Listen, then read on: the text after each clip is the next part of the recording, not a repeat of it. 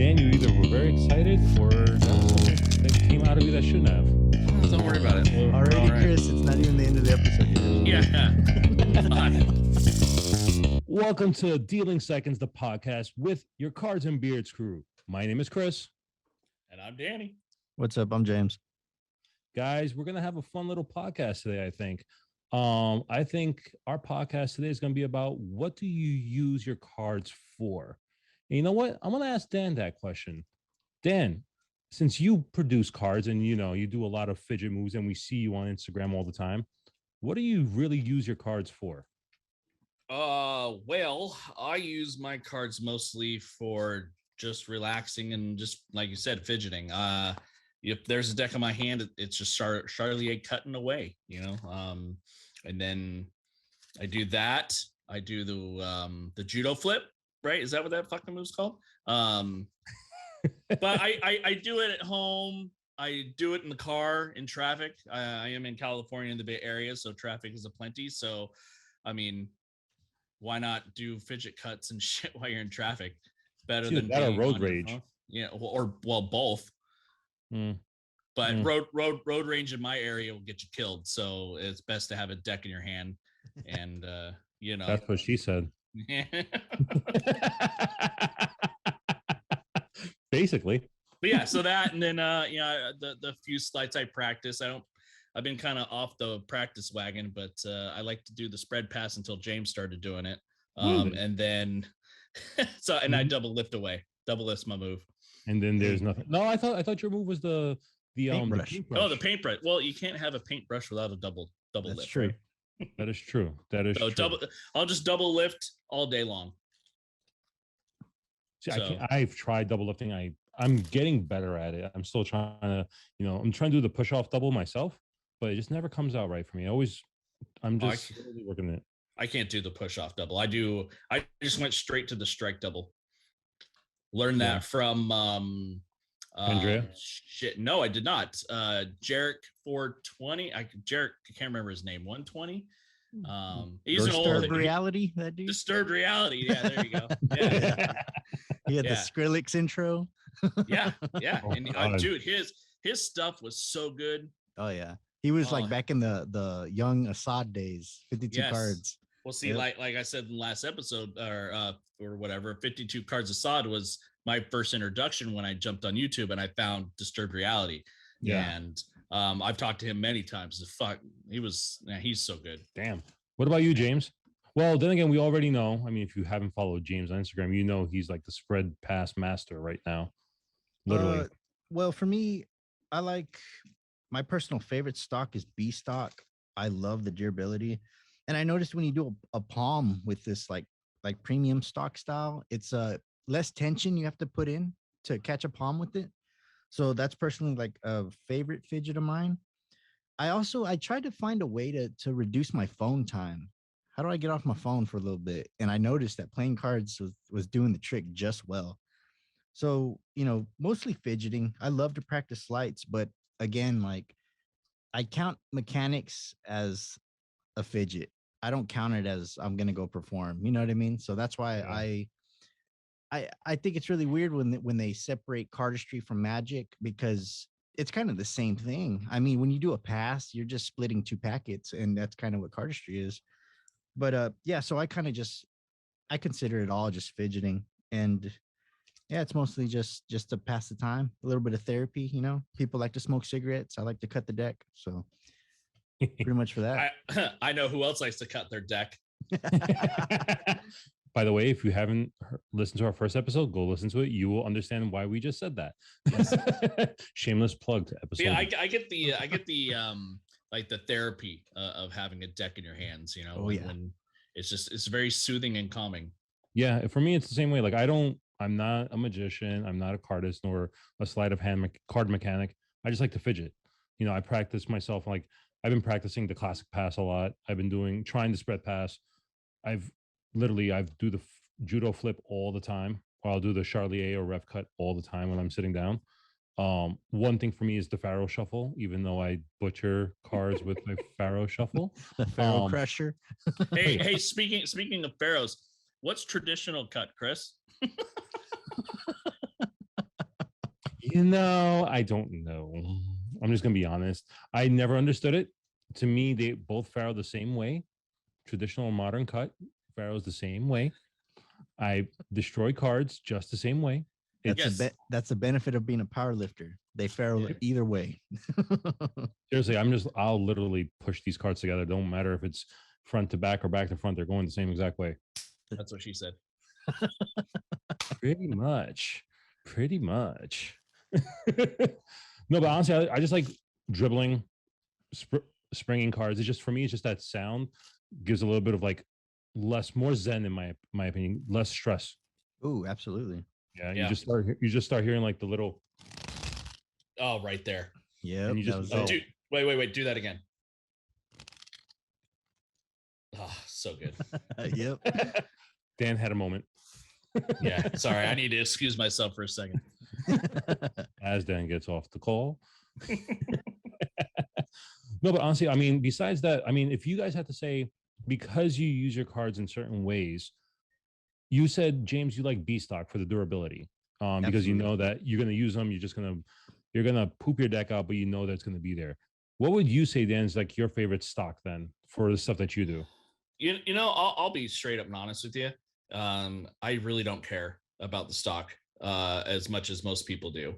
I just grab a deck and just play with it. I don't care if it's thick or sturdy or like flimsy, like a Cardamundi, you know, the Slim 9 stuff.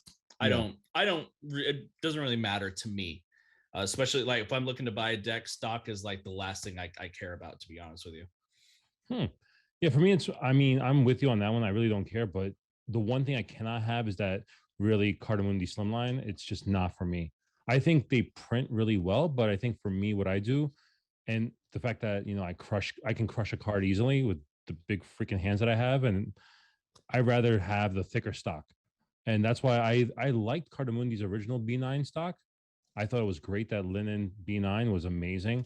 I actually like the premium stock from USPCC. I also like the Hansen Chen stock, which I think he's doing some great stuff over there. EPCC is great, but you have to break in your cards. That's the only thing I have a problem with EPCC, that it takes at least a good week of handling before you get the cards into like that perfect condition. But out of the box, don't use them for any type of sleights. Yeah. So how about the gamesters? The which ones? The gamesters. Oh God. Oh God. I bought a double set of the Whispering Imps gamesters, and honestly, they feel so plastic. I don't get the hype. I don't get the hype on those cards. I'm just like, what's the hype with those cards? The cards handle like shit. The card design is nice, but I'm just like, really? It's worth that much? It's just riding off of the original. That's all it is. Yeah. Like the name that the original brought. Yeah. I think that's probably the case. Definitely. But honestly, for me, if it's at least a thicker stock, I don't mind.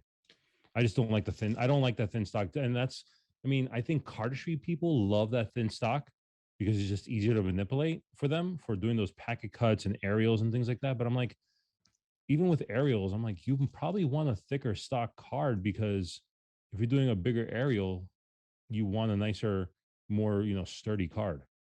I have no idea. I'm not a cardist and never will ever claim to be one. So I have no idea. But going back to expert, the best thing about those is those are great decks to have in your car. Yes, they last forever. Yes, they do. Even their tucks, they're so durable. Those plastic tucks are freaking durable. So I have at least 2 jet setters in my car right now. Nice. Yeah, I have a couple jet setters. I mean, I have a few in my, near me now, but that's not what I'm using right now. Oh, good segue. You know what? We have to do our popular thing. Guys, it's time for a deck check. And guys, if you listen to us right now, this is what we do. Every time we do a podcast, we're always doing a deck check. Us card enthusiasts, we're always fidgeting. We're always having a card in hand, a deck of cards. So we want to see what you guys are using. Guys, right now, I am actually using the Anatomica deck by Curio Cards by our friend Jamie Morrison, aka Bacon Wise. I love these cards. Oh, man. Beautiful Bacon. He's fucking amazing. And by the way, if you actually get the cards in hand and you flip them, the heart in the middle, because the way it's printed, because it's USPCC, it's slightly off center each card. It actually looks like the heart is beating. Huh. A benefit of bad registration. Exactly. It's just Definitely. it's so minute, but it just looks like back and forth, just ever so much. But it's so Nice. cool. What do you got, James? I'm using just a classic Diamondback B stock. Okay. And then I'm rocking the Visions Past Edition from our homeboy Wounded Corner, aka Steve. So yeah, been kind of rocking that, going with the thin stock today. Nice. You're going foiled out with that one. Yep. That sucker is super foiled. It is super foiled. Yeah, but it handles pretty damn well for being foiled. I'll tell you that. It does. And honestly, I think, believe it or not, all of us are using different types of stock too. Because Dan, you're using the B9 Slimline from Cardamundi. Yeah. I have the regular stock from USPCC, and James is using the B stock, which is even a little bit thicker than these. Oh yeah, definitely. So definitely you could tell the difference. Like, we are using 3 different types of stock for the 3 different things that we do. But you know what, guys? I mean, for the fact that, there's so many different stocks out there and so many different ways to use cards and not just gameplay or, everything like that, we also have to take into account the prices of cards. Because nowadays, guys can't see this, but Dan was just holding up one of the cards from Visions, and that thing was foiled out to the max. Honestly, it was almost gave me an epileptic seizure with all the shine that coming in my face. Yikes. The shimmer. Oh, Shing. there it is. Yeah. No, but I was thinking, guys, I'm like, nowadays I've been seeing, card prices vary so much. We go from like bicycle decks for like $4, $3.50, $4, and you're getting full out, blinged out decks like either from Lautrec or Stockholm. They're going for crazy prices. Like, what was it? Just the other day, Henry, aka SoCal Playing Cards, he had on his website item up for bid from Stockholm 17, and the last bid was over $1,700. Yeah, I'm pulling it up right now. So it was the number 17 Crown Edition. Yeah, Number 68 is 74. Let this pop-up ad go away. What did that end up finishing at? $2,305. $2,300 for a deck of cards, people. Jesus Christ. So, I mean, seriously. So my question is, because that, it's like, why? Oh. And how much do you guys, on average, do you think is a comfortable amount to spend on a deck of cards? And let's just say, let's put little parameters on here. Let's say, how much would you spend for like a worker deck, right? How much would you spend for like a proper Magic deck or cardistry deck? And how much would you spend for like a art deck? Oh, here, let me start this one, because I am the polar opposite of I would never pay that much for a deck. Definitely not. Mostly because I appreciate the art of the sleights versus the art of the deck. Mm-hmm. So for me, I definitely would go for, I can get a brick of bees for what, $40? Yeah. You know what I mean? The price, they're like $4 each. That's definitely what I choose to go for. I mean, and it goes back to bikes as well. I mean, I love the bicycle deck. The price of it is amazing. You know what I mean? And it's really more accessible, as we said in the last podcast. But yeah, for me, I mean, I like to average myself out as cheap as I can for a brick.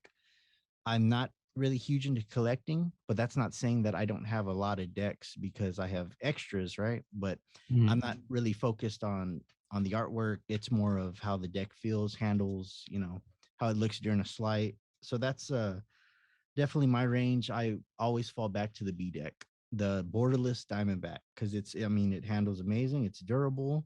It's traditional cut. That's a big one. That is. And yeah, I mean, it's just excellent for me. But how about y'all? I have no idea what traditional versus modern cut means still. So we'll educate you one day. Yeah. One day I'll figure that out one day. Do you want to take this one next, Chris? Sure. I'll do the next one. For me, like same thing with you, James. Like, for an everyday deck, I don't mind bicycles. Like I have tons of bicycles on my coffee table, for $3.50, $4 a deck. Those are like my everyday worker decks. Like if I'm just fidgeting at home, those are what I will spend the money on and buy. Like I could buy a brick of those and I'm fully happy with that. For like a nicer deck, like for example, I think we all know in the card community, we all know people like Luke Wadey, Nick Nisco, OPC, people like that, Daniel Schneider. Um, their decks, I mean, of course, cost a little bit more, which are usually sit around. I personally think out of everybody, I think Luke hits the nail on the head perfectly when it comes to price point wise, especially when he does bundles and things, especially on Kickstarter, I should say, not aftermarket. I'm saying on Kickstarter only. He does a good job with pricing his decks accordingly, which they usually sit about like between $10 to $12 a deck. And I'm fine with that. Those are, I think, perfect price point. I think they're great. And then for like, let's say a deck of cards that's like just like an art piece, I might spend maybe at max 30. And that's what I'm talking about. People like Third Way, like Geo, his decks. Those Geo, are some Jackson Robinson. Jackson Robinson, yeah. Those guys, sometimes even some Stockholm, but I'm not the biggest Stockholm fan or KWP fan. I'm more of a Third Way fan. So I would spend at max $30 on a deck. Do I do that often? No. Do I have a few? Yes. But I gravitate every time I'm using cards, I'm either gravitating straight to the bikes or maybe like a Luke Wadey or Schneider deck. Those are the ones I'm always gravitating towards. Okay, well, let me ask this question to y'all, and I'll go ahead and answer it first. What is the most you have spent on a deck of cards? Ooh. Because when I first started, man, I was just, kid in the candy store. What do I want? All these decks look amazing. I don't know how to use them, so I don't mind collecting them, right? Well, at first, I really got into the hype decks. That's when I learned that I really like minimalistic decks. Mhm. I really like the style. So my most expensive buy was the Anyone Dan and Dave, the Hollow Tuck version Oh, okay. that they had. I had got it off of eBay for $200. Oh, wow. Yeah, that was my introduction to making mistakes. And let me go ahead and tell you, I got the deck in the mail. I put it in a carrot case. I took a picture of it. I looked at it, and then I put it right back on eBay. And I actually ended up losing $20 on it because I only sold it for 180. But that was my introduction to saying, "Holy shit, dude! No, Oh, Yeah. no. Well, I mean, the most I've spent on an individual deck, I can tell you right now, it was $150. Okay, it was for a peeler B1. I had one opened when they were my first custom deck I ever got, and that's before I knew you always buy maybe at least 2 or 3. right? Yep. So I have every single deck, and I'm like, God, I need a peelers one unopened eventually to complete the set. And I won it on SoCal's auction because that was the cheapest I've been able to get a hold of one. So Yeah. that was solely to complete the collection. I'm not a big complete the collectionist guy. I have 4 sets that I have everything of. But that's just because I got in cheaply for the most part. But 150. But on average, I usually hang around the $10 to $12 range on my decks. Amen, brother. Yeah, and I don't buy that many anymore. I just don't. There's nothing's been really grabbing my, attention. I guess. I'm mainly a Kickstarter guy anyway. Yeah. I hear you. I used to be a King's Wild subscriber, and I did the limited and the standard. And the limited, I think, was like 40 a month for a deck, and that. So yeah, I'll go 30 to 40 if something really piques my interest, or it's like somebody I support, like a Luke Wadey or something. I've spent a $30 on decks from him before. Yeah, but nothing I make is a general practice. That's for fucking sure. No, for sure. I think for me, I would say the most I ever spent recently, I mean, Granted, I do have a If an Octopus Kapam set, but I got that for free as a giveaway winner off Lucky. SoCal, which I'm very lucky about. Another SoCal shout out. I mean, it's Henry. I mean, come on, guys. We all know in this community, if it wasn't for Henry, a lot of people in this community wouldn't be able to get some decks that they really wanted.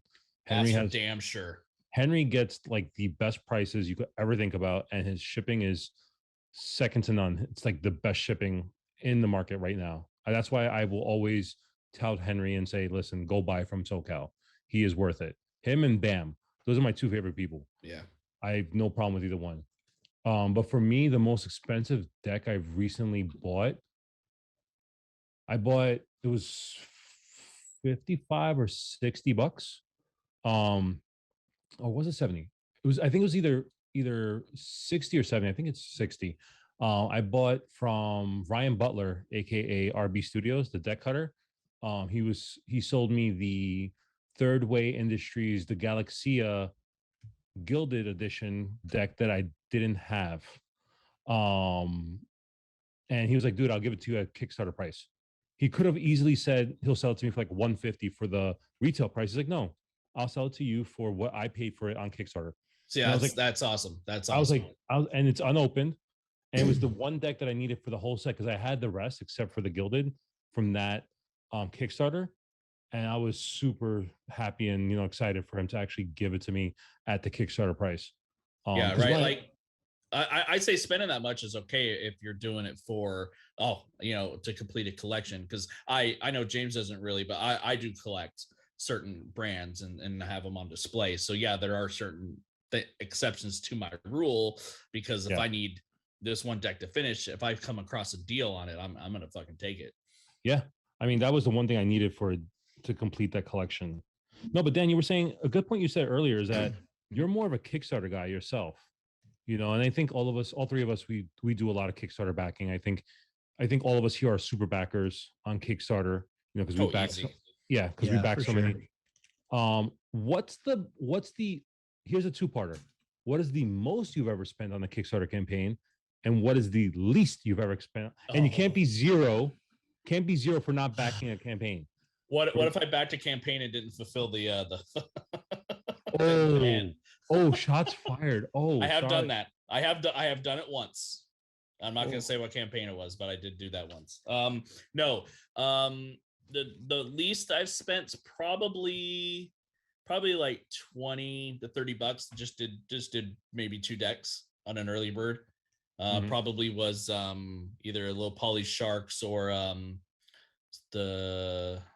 I think the Smokers campaign from Bill Davis that ended last year, I think. But that's just trying to tone down how much I'm buying. The most I've spent, I'm gonna have to look that up, but it's at least $400 easy. Easy. I'm gonna look that up right now. But there it is. We want that number, Dan. We want the real number. Yeah, shit, man. I don't. Damn. Nice. Yeah. We want to know the number and what campaign it was. I will gladly tell you. You just have to give me a minute to look that up. So James, real quick. Real quick. I would say for me, when it comes to Kickstarter, the most I'll do is about 4 decks. And if I really want the deck, I'll get it on retail. It's no problem, right? So like for me, I mean, really Kickstarter, I mostly go for Luke Wadey. That's mostly what I jumped into. My first Kickstarter was the ARW V2. So that's like, I think if it wasn't for Wadey, I probably wouldn't do Kickstarter. But that being said, also, I didn't know anybody when I first started, like at the time. So it was kind of like, oh, okay, cool. Luke Wadey, like I kind of met him first before, like I met a lot of people. So, now it's like there's so many other people I would love to back, whatever they get, whatever's coming out. But so far, I mean, the max 4 decks, maybe a limited edition, something like that. But yeah, how about you, Chris? For me, I think the most I've ever spent on a Kickstarter was Jet Setters, actually. When Jet Setter last year in 2021 did the orange and gray, I spent 200, I think 220. It's a mixed brick of the orange and silver. Oh, okay, gotcha. Yeah, he did a mixed brick on it. Just because Dan and I were part. That's how I actually met Dan. Dan and I met through Jet Setters Invitational because we were part of that last year. So nice. I was fortunate to meet Dan. and being a part of that and getting to meet everybody and getting to know Paul, I was like, you know what, I want to support him. So I ended up getting a brick, and it's supposed to be fulfilling soon. So I'm like, I can't wait. It's supposed to be like end of this month, early March. He Yeah. should start fulfilling. Because I know he printed with EPCC of all people and has had problems with EPCC. Go figure. But I did a brick on that because it also came with a carrot case, a brick Ooh, carrot nice. case. So I was happy about that. And I paid extra to get the early shipping before like what he calls his first class shipping. So I Classic. did that. Yeah, because he does it in stages. Because as Dan knows, when you self-fulfill, it takes a while to fulfill everything. Yes, it So, does. so he was like, so Paul was like, you know what? I charge a little bit extra. People get first class, then like business class and coach. So it's like he knows how many he has to send first, and then second, and then third. And the least I've ever spent was probably one of the first Kickstarters I ever did. Was actually from Cactus Playing Cards, his second edition, the Sunset Red. He had a early bird where you pay $20 and you get 3 decks. So you pay for 2 and get 1 free. Nice. And that was the least I've ever spent on a deck on a Kickstarter, but I got 3 decks out of it. So There you go. I was like, hey, Yeah. and I mean, right now he's about to finish funding his next deck, and I did for $40. I get a half brick. Okay. All right. So I have looked it up, and I was a little off. Drum roll, It was please. not Hold on. 400 bucks. No, not drum roll. Hold on. Springtime, please. Hold on. that was actually pretty fucking funny. The most I ever spent on a Kickstarter campaign, and I made it go away, is right here, $318. Which one? And that was for 4 clans. Oh wow. And the reason I went that high was because I was so butthurt that I could not get all the tough luck decks from Doc that I said, fuck this. His next campaign, I'm going all in. And so I fucking went all in because I'm going to own all of that one. So yeah, that's why. That was out of spite. Did that get fulfilled yet? No, it's not fulfilled yet. And that was last year done. Yes. Middle of last year, yeah. Yes. And then Nice. the second one would be Black Roses, the foil hotels that he just did with Hansen Chen. That was maybe 250. Oh, and then Darren's Royal Regime was 200. So there you go. I mean, Darren is also a good friend, so that makes sense. Darren is I will say probably one of my best friends. Yes, 100%. You have to certain people you have to support, like me. Like I try my best to support all my friends like you, Dan, with your sophomore year and whatnot. I want to support that, and definitely with junior year, hopefully coming soon. We'll definitely. I think James and I will definitely support that. Definitely. Certain people, as we learn in our collecting days and what we use our cards for, it's like, hey, who can we support? How much can we spend? Do we have the funds? Where do we want to really spend our money? And I think that also leads to people saying, hey, if you can't support by funding, can you support by maybe, hey, shouting us out, letting us know, letting other people know, hey, we're on Kickstarter right now. And I think that's a lot of things people have to start to understand, that it's financially a hard thing to back everything. But even if you just give like a shout out, I think that means a lot. Yes, 100%. I don't like the practice that people assume that because you're my friend, you have to back my deck. I don't like that kind of feeling like, hey, Chris, we're in Cards and Beers together. You have to back my deck or you can go fuck yourself. I don't like that, because I understand there are times where people just don't have the money, and and also some people may not like Kickstarter and they'd rather get the decks aftermarket. That's okay. Or the brutal truth that they might not like the deck. Yeah. That's the truth. Yeah. And I'll be honest, if you ask me what I think of your deck and I don't like it, I will tell you. But just because I don't like it doesn't mean that Chris isn't going to like, Yep. Yeah. Taste vary, and so everything is so subjective. Like I know for a fact, like me, I'm not the biggest B fan. Like the diamond Bs that James likes. Those are not my favorite. I hate but you. Does it? Like I'm not a borderless deck fan. I do not care for borderless decks. But, hey, I made a deck that was borderless. What you know? But you know what it is? It's more because it fucks with my eyes when I'm doing spreads. Like I can't see where the card, and it just fucks with my eyes. And I know that's the point, you know. But like that's the reason why it just messes with my head. And you already wear glasses, so that's even worse for you. Exactly. I mean, try to do that without your glasses on. You can be like, oh shit, I'm screwed. Right. This is fucked up. No, but honestly, I think that makes more sense. Like leading to like, hey, do you like the deck? Can you financially use it? Will you ever use the deck? That's another thing, you know, like if you do a Kickstarter, will you ever use the deck? And that leads also back to like what James said in our first episode. Like you get a deck of cards and let's say it's marked. You've learned the marking system, but you're only able to get like maybe a couple bricks of it. And you're hesitant to use them all the time because you're going to poop them out. And then you can't get these decks anymore because they're not in print anymore. Is it then worth the money you've spent?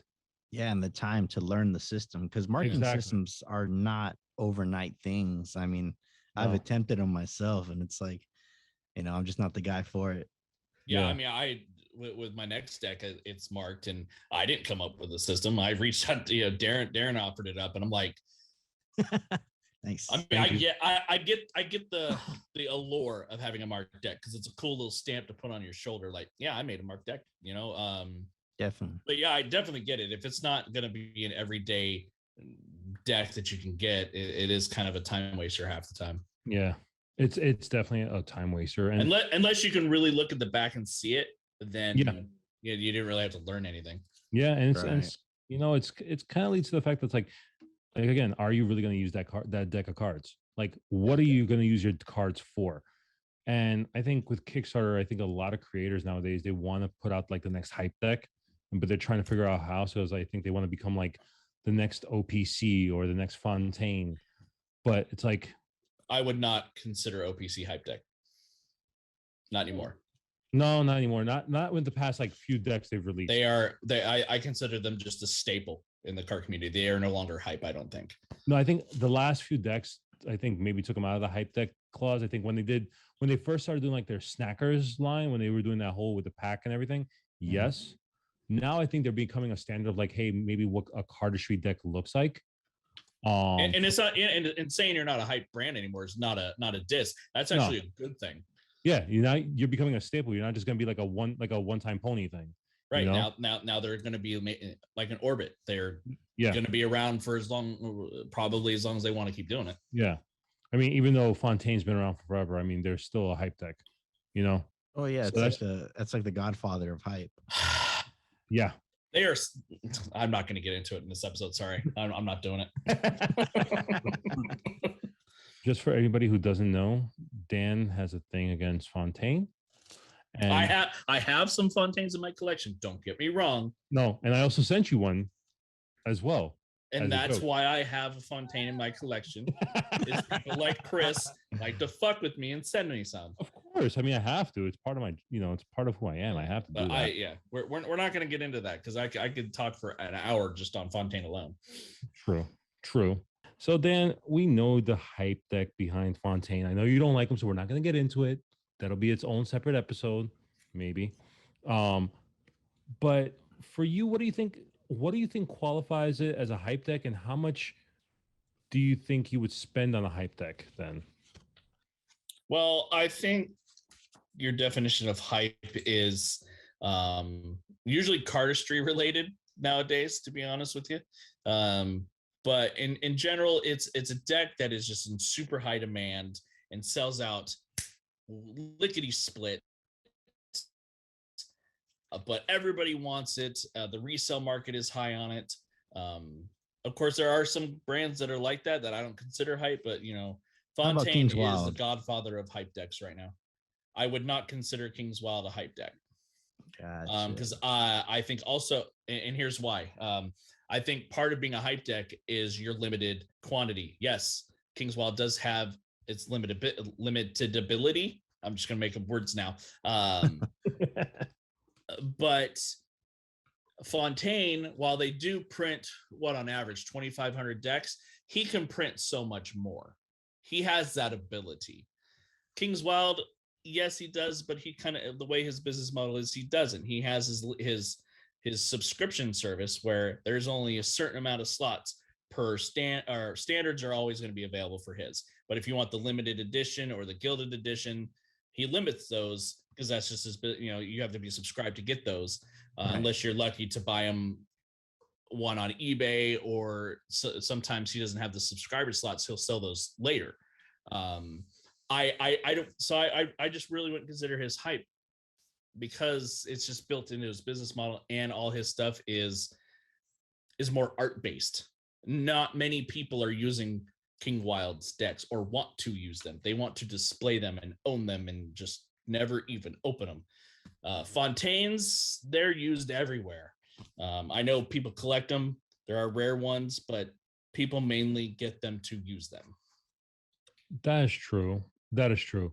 But what do you think of like the whole thing of like with Fontaine or any like hype deck, so quote unquote, charging like $20 a deck? No, I think that's way too high. Especially for, like you were just saying, like everybody wants to use them. Right. And charging that extra premium for them makes no sense because people want to use them. So why not make it more accessible for people? I think that would make it not a hype deck anymore, and if he made more available, like we can circle back to OPC, where they were hyped once they got started. They were printing 2,500 decks or so, but they realized, hey, our decks are in demand, so they started upping their printing quantities to kind of match that demand. Yes, they still sell out within a couple days of release, but he makes them available for everybody. The price is always under $10. Not always. Recently, there have been a few recently, but yes, in general, like the first 72 hours, they're usually like that $9 sale, and then he'll do like a little discount on like a bundle, right? Or like but a half brick. He's not selling them for $15 right out the gate. No, not right off the gate. I think that also has to do with the fact that he works with Kevin Yu at Riffle Shuffle. Like he tries to make it so that the first few days it's cheaper. Well, and they're about, they're all about the community, and what better way to keep a community involved is, one, make your decks available, two, keep them cheap. That's true. That's true. I mean, you're not going to get. Sorry, so go ahead. I was going to say, you're never going to get the prices like a bicycle deck because since USPCC prints their own stuff, they have the margins to be like, hey, we're printing this. We know the cost. We can still sell them for $4, and we're going to sell masses of them. Oh, plus you get them at Walmart too. Yeah. Yeah. Costco, Walmart, you get those. There you go.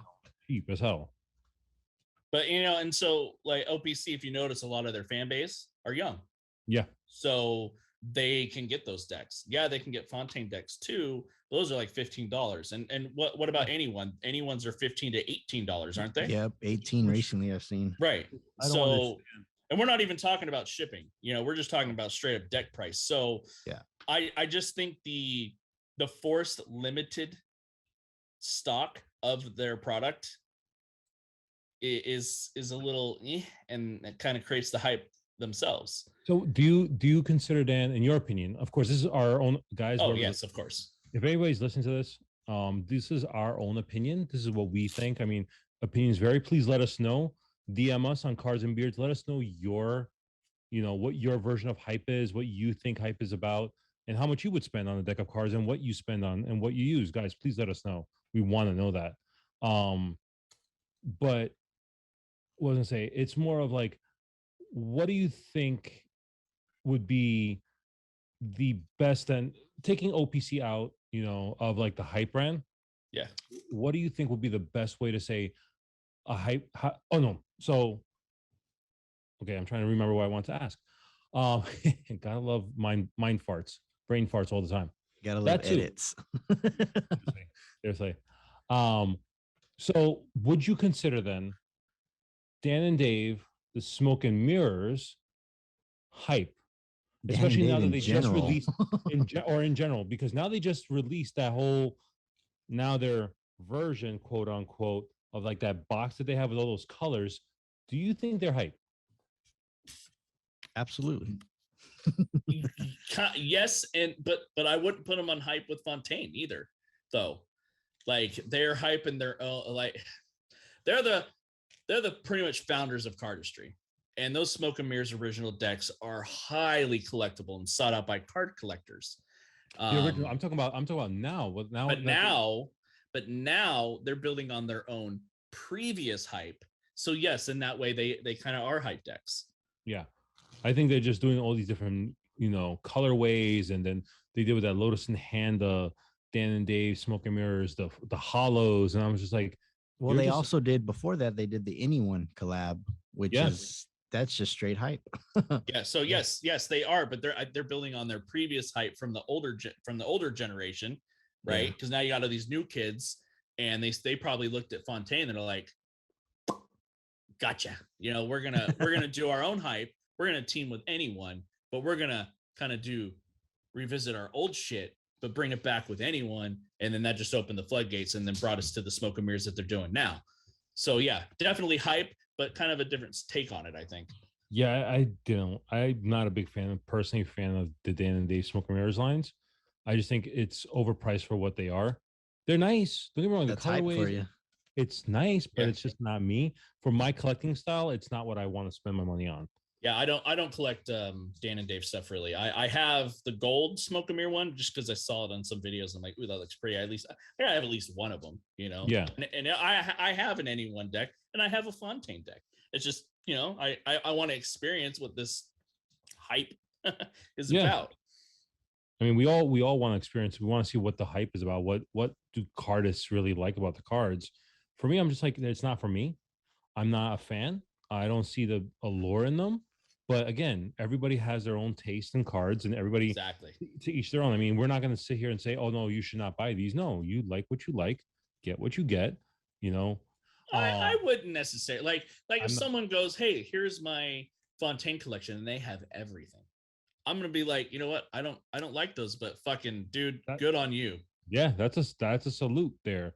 Like one of our good friends that we know, Rachel, and her son Josh, they collect Anyone's, and they have an amazing not Anyone's Fontaine collection, and they have an amazing Fontaine collection. I'm like, I'm not a fan of Fontaine's, but I'm like, wow, it's impressive. Yeah, that someone can. Yeah, it's just I get it, and I get why they're there. I just don't care for them. So that just comes back down to like just being a collector overall, because you think about it, you have a huge Fontaine collection is no different from having a huge King Wilds collection. Me personally, I love to collect casino decks. I don't actually use them. I kind of just, I guess that would be like my collector side, but when you really think about it, it's so subjective. Everyone has their own taste, and that view that people have on Fontaines, somebody has for another brand.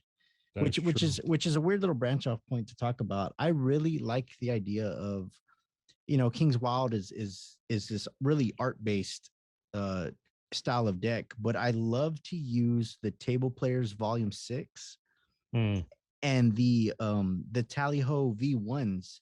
I believe they call them the Turtlebacks. The Turtlebacks, yep. They are, it's an amazing deck, and they're USPCC. They handle great. And it's like a weird little high you get off of using these higher up brands, but as like worker decks almost. Yep. Yes, yep. But what's funny? A lot of people, it's interesting, and this is actually a good segue, because a lot of times people get into like hypes or collecting a specific brand. I think it's also from winning a giveaway. Sometimes people might win a giveaway and they've never had a deck, let's say a Fontaine or Anyone or Dan and Dave. They win a giveaway, and all of a sudden they're like, oh my God, this is amazing. And it gets them into that mode of like, oh, I want to collect more. I want to see what's more. Like I did that personally, was with Third Way. I won a giveaway. I got a Third Way deck. And next thing you know, I'm like, oh my God, the artwork is amazing. I want to collect more. And this leads us into an interesting topic. So for whoever's listening, first off, thank you for listening and getting this far. But you guys are in on a little secret. We are here at Cards and Beards. We might be doing a really, really interesting giveaway. Let's just say there's probably a brick of cards going out to someone. We're not saying details yet. Just keep tuned. We're going to randomly put it in one of our next episodes. We're not going to say which one. You're just going to have to listen to each one, figure out what we're going to be giving away, what the stipulations are. But let us tell you, it is a banger. It's going to be an amazing, amazing giveaway. Yes. So yeah, definitely stay tuned to the next couple episodes because you never know what's going to drop. And we ain't going to give you a heads up after this. It's not going to be, and it won't be on Instagram either. We might tell you to go listen to the podcast, but we're not going to tell you details on Instagram. You actually have to listen to the podcast to find out what the rules are. Well, see, and speaking of giveaways, I am a huge Orbit playing cards fan. That's my favorite brand, and I got introduced to them by, I think it was a mystery pack when I first started. I bought a deck and I got a V4, the black one. And that turned me onto that. I'm like, ooh, what is this? Looked into it, started collecting theirs, which then led me to Black Roses, which is another top 3 for me. So yeah, it's giveaways. It's people giving decks just because they're nice. You never know what's going to turn somebody on to something. No, because sometimes you might be like, oh, you might see something on Instagram or on social media and be like, that deck of cards or that designer is not for me. And all of a sudden you get it in hand, you're like, oh, I see why people like it. You know, like people, like for example, we're all fans of Luke Wadey. Some people are like, they don't like the minimalism or they don't like his style. But then when you get that deck in hand and you see the artwork and you see how it actually makes sense, you're like, okay, this is why people like him. So that for me personally, I'm like that with so Daniel Snyder decks. I wasn't, not that I don't like them. It wasn't for me to go out and get one. But I had recently found the Remedies deck on a SoCal bargain bin, and I went ahead and got it. It was really cheap, like $5, and it was just like a ding corner. But man, ever since I got that deck, I absolutely love the style of it. The minimalist style of that deck is like, it just hits the mark for me. So that kind of is like a good example of getting into decks that you never thought you would actually, go for until you actually hold it in hand. Yeah. And it goes to also like what you would use that deck for. Like we, circle around back to like our original question, like what are you going to use your decks for? Personally, I don't mind buying decks from bargain bins, whether it be from any, retailer, because I know I'm going to use those decks, Right. even if it's like a nicer deck, like even if it's a Third Way or a King's Wild or whatever, I'll buy the deck on a bargain bin because I'm like, hey, I'm going to open it anyway. So it's not a problem. So but if I had it like a perfectly sealed deck, I'm like, I'll leave it, but I always get a bargain bin one because I'm going to open it and then I'm going to use it. Right, exactly. And so you're right. You got to have the deck in your hand before you can really judge it, which is why I own a Fontaine, why I own an Anyone, because I want to see what this is all about. Why are people freaking out about it? Let me get it in hand. Let me see it for myself, type of thing. And then I ended up not liking them, but that's okay because I got them, I handled them, made my choice, moved on. Exactly. And at the end of the day, that's all that matters. And we're not, and guys, whoever's listening, we're not knocking what you like. We're not. No, as long as you're enjoying cards, we're all here for the card community. We're all here as a community together. And we're just here to like be as a community and spread the love and spread the joy of like what this community has done for each of us. Brought us together, 3 guys from across the country that probably would have never met in real life. And yet we're here talking on a podcast because of cards. Oh yeah. All because of 52, maybe 54, maybe 58 pieces of paper, depending on who you buy your decks from. Yeah, depending on who you buy your decks from. That also leads to prices of decks. I'm kidding. Right. Yeah. So no, you're right. Like I judge, I make fun of, but in the end of the day, it doesn't matter. We're all here for the same reason, playing cards. Because also at the end of the day, someone might come into the community, might like a hype deck, whether it be like a Fontaine or something, but then they might spark an interest and maybe they want to create a deck of cards. And guess what? That person had an idea or had let's say a creative spark and said, you know what? I want to do this. And then next thing you know, it's an amazing deck of cards. The artwork is amazing. It looks beautiful just because they got into a hype deck and they're like, oh, you know what? I want to try something. Yeah. And then they did. And the next thing you know, we have another person in the community. And that person might bring more people into the community, So the more the merrier. The more the merrier. We're extremely inclusive. I mean, this is, I would say, one of the most inclusive communities out there, that they don't care where you're from, who you are, gender, race, sexuality, doesn't I matter. don't care who you are, where you're from. Come on, Backstreet Boys. Yeah, what You did, did, as long as you love me. Yeah, we suck. We should never do a boy band. I don't want to do a boy band. Yeah. James is sitting here like, oh man, now I have to edit this. I'm gonna like Leave raise it the in. volume on that part. Yeah, I'm sure you will. Yeah, leave it in, James. I will. That'll be That's what hilarious. she said. Better leave that in now. That's what she said. No, but I think as far as like the community, it doesn't matter what you use your decks for, as long as you're using a deck of cards. You know, I mean, I know people that use like a $50 deck every single day. Yeah. Like they don't care. They're just gonna use the deck. They bought the deck for the purpose of using it, and I applaud that. Me personally, I'm not one to collect much, like a crazy collector like that. So almost all my decks are open. You know, all the ones when I do double. So I have one sealed and one open, as we all probably have. But I will open every single one of them because I paid for it. I want to see what it is, what the artwork is like in person, and I want to handle them. Yeah, and then you can put them back in the box in order and then recellophane them and then put them on your shelf and no one will ever know. See, not all of us have a charlatan like you, Dan. I know. It's okay. You know, or not all of us have like a crazy seller machine like Kingswall does. Oh my God. When Darren went down there, Darren Lee, check him out on Instagram, does Impossible Bottles, helped me with decks. Awesome guy. But yeah, he went to King's Wild last week and he got to see their new cello machine and film it. Holy shit. It's a thing of beauty. Yeah, yeah. But I mean, Jackson's crazy, so it kind of fits with his model. I mean, I think he wants to do everything in house at this point. He's like, you know what? I'm going to try my best. I wouldn't put it past Jackson soon to start printing his own stuff. Oh, I'm sure he's already researching and looking into it. Oh, 100%. 100%. I think he's trying to do everything in house and be the next, go-to person for that. And he should. He's got the talent, and yeah. He's somebody to always keep an eye on, even if you don't really collect his stuff or into it, but he's always somebody you want to keep a pulse on. Oh, 100%. 100% on that one. I think he has amazing talent. He's an amazing artist. I mean, the stuff that he does, is insane. I'm just more like some of his decks, not my personal favorite. Right. But his artwork is undeniable. I mean, speaking of him real quick, I just saw this today that his Lord of the Rings deck he's been working on for over a year, fully licensed, by the way, is launching 420. Wonder why 420?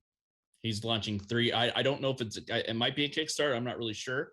But he's launching 3 editions. And yeah, when I was heavily into King's Wild, this was his dream of his, because it's his favorite thing besides American history is Lord of the Rings. So passion project 100%. So if you're a Lord of the Rings fan, you definitely need to check out King's Wild 100%. Definitely. I'm not a huge King's Wild fan, but good on them for getting the licensing and doing it, doing 100% licensing on that.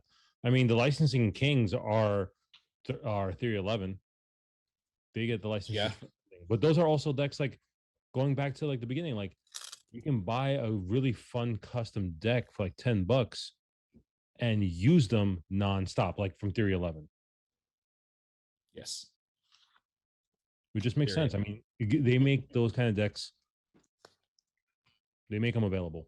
Yes, they do. And Theory 11 is great. And yes, they do have some collectability, some of their decks, but they do try to keep them just available for everybody and anybody, and about 10 to 11 bucks, and perfect. Everybody should at least have a Theory 11 deck, maybe a Monarch or an Artisan. You should definitely have one. Ooh, go for a Contraband. Or a Contraband. Yes, this is true. Yes. I'm an Artisan guy. I love the white, black, and gold. Those are my favorite Theory 11 decks. But you really can't go wrong. Actually, that's the one deck I don't have. I don't have the Contraband. You need 6 of them. Go to Target. You can probably pick one up right now. There you go. There are none. If it's Target by me, there's none. Oh. I live. You can probably go to Barnes and Noble and pick one up. Oh yeah. There's only one in New York that I know of, and it's. You can probably go to Walgreens and pick one up. Not contraband. Who else? Walmart's starting to carry Theory 11. I heard. Not that many Really? Walmarts. Yeah, some of them here and there. Yeah. I don't have a Walmart in the city. Well, then I don't know what to fucking tell you. Well, it's kind of crazy because you were saying Target. I'm like, funny enough, it's like earlier today, my girlfriend and I, we went to Target and she's like, oh, you're going to go look for cards? I'm like, yes. I went Always. and I always do. And no Theory 11 whatsoever. You know what I regret? I should have stolen that Theory 11 display that my Targets had when they had them. I should have just fucking taken that thing. You know what? Oh It's my funny God. you said that because I recently went to my Target and the Theory 11 decks are just laying on a shelf like Yep. they got shot up, like they're just thrown there, like they got jumped or something. And I've seen that. beautiful display is just missing. Yep. and that same with all mine around here. And I'm like, damn it, I should have stolen that damn thing when I thought about it. Could have had it in your house right now displayed. Be like, Yes. Yep. It's actually a very nice display. It is. Why they don't sell it on Theory 11? Because I would pay $10 for that. Yeah, because it's only a cardboard cutout like thing. Yeah.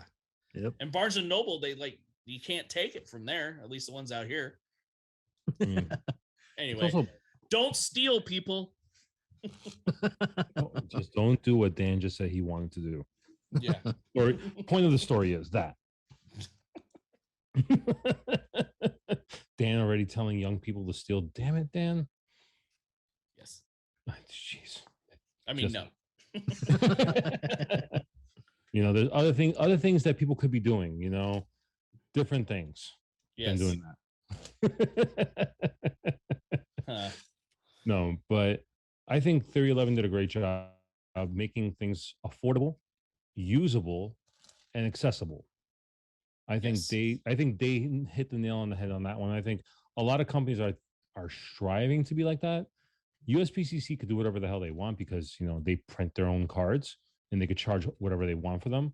But for a custom deck, I think Theory 11 has cornered that market for the price. It's definitely a model to strive for if you want to be long term in this business. Mm-hmm. You know, I could see like riffle shuffles kind of trying to maybe be that maybe in like 5 to 10 years or something. But you know, I can see them keeping at it. They could be a Theory 11 where you start seeing their decks everywhere. Yeah. If that's what they want to do, maybe they don't. I don't know. But you know, Yeah, I think They once you collab with the Kardashian, yeah, I think you've made it. are the Kardashians still a thing?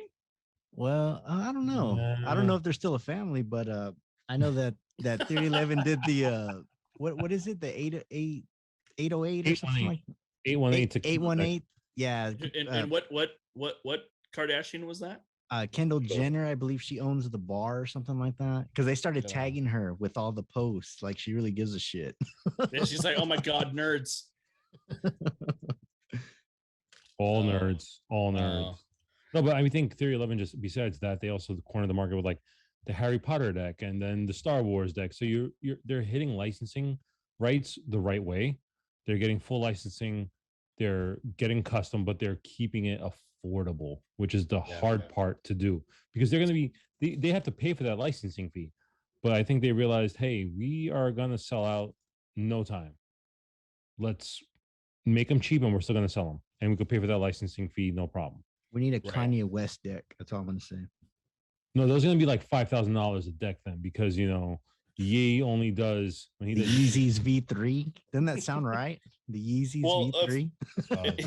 If we're gonna do that, can we get a Pete Davidson deck while we're at it? Ooh. Ooh. Ooh, that'll be really good. Would it Then- though? Not really. I don't want those people in our community. I thought we said we're inclusive, Dan. To a certain point. We all have limits. Jeez. Limits.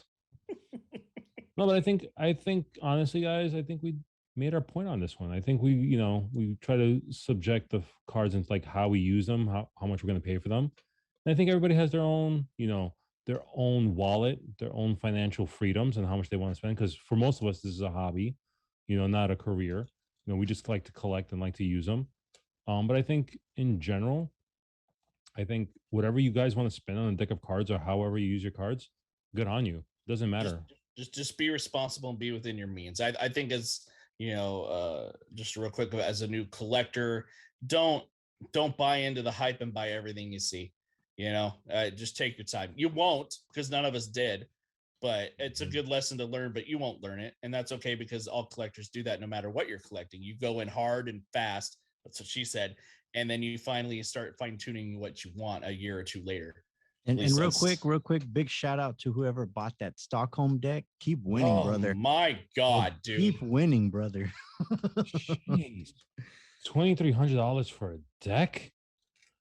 God. Hey, if you got the money, and he could be a big fan of that and just want it. And you know what? If he's a fan of Stockholm that way, hopefully he's a fan of Cards and Beards and wants to, promote us a little bit. Or you know what? If you are a fan of Cards and Beards and you bought that fucking deck, you reach out. I want you on this podcast. I want to talk to you. Yes, Hell Bill Gates. Yeah. We want you on here, Bill Gates. Yeah. It might not even be Bill Gates. It might be Jeff Bezos. We want you, man. Yeah, exactly. exactly. Yeah, no, seriously. If you bought it and you hear us, I seriously want to talk to you. I would love to pick your brain. Oh, same. Want to know why? I mean, you must be a hardcore, diehard Stockholm fan for that. I mean, you have to be. You wouldn't just shell $2,000 for fucking something you don't even want. At least I don't think. I mean, there are other. I mean, NFTs. Okay, I'm not getting into that one. I'm not fucking talking about that. See what I did there? NFT, not fucking talking. Womp, womp, womp, womp. Well, let's end this on a fucking high note. I'm just going to sit over here and finger my deck. I thought we were going to get away with the episode with not fingering decks. Well, I've been fingering it. Never mind. On that note, we're going to leave on a high on that one. Guys, I think it was a good one. Definitely. So for everybody listening, thank you for listening, guys. We're going to come at you again. And don't forget, there will be a giveaway coming soon. So stay tuned. Stay tuned. We are Cards and Beards. This is Dealing Seconds. Have a wonderful day.